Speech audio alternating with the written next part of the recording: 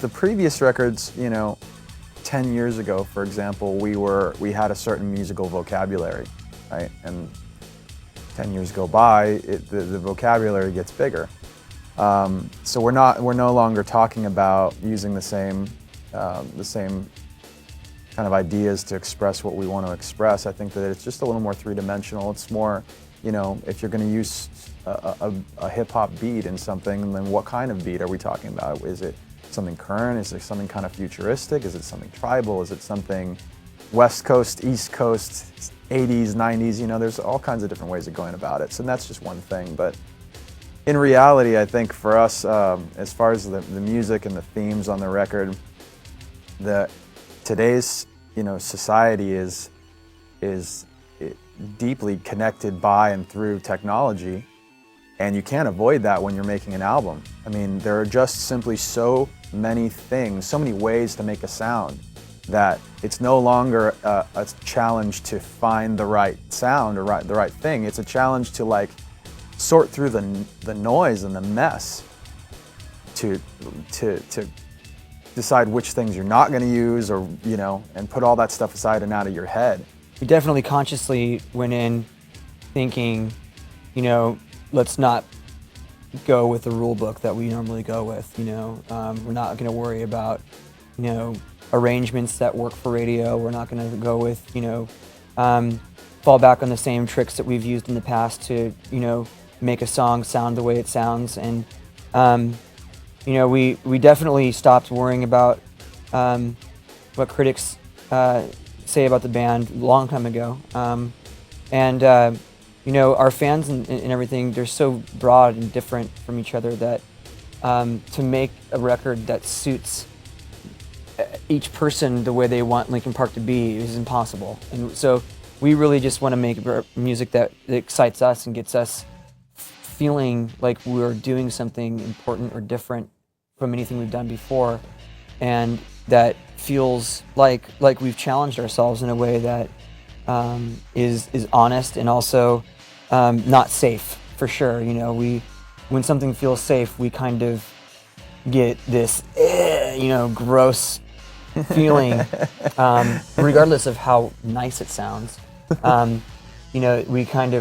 want to challenge our fans, and we want to take people on.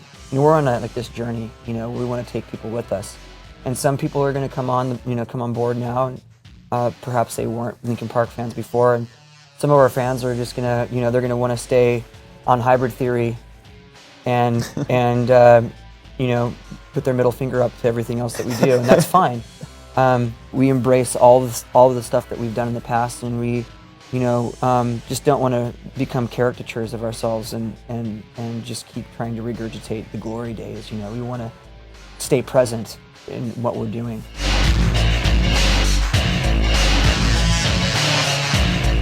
That was one of those things where the easiest way to feel like the easiest way to sound like something you've done before is to fall back on the same old tricks. It's like, okay, we want a big rock chorus that's got, a big melody and good lyrics and really hits you.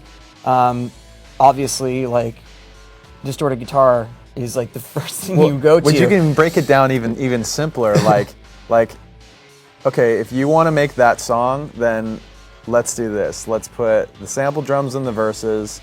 Let's do a verse, chorus, bridge, chorus, out, structure.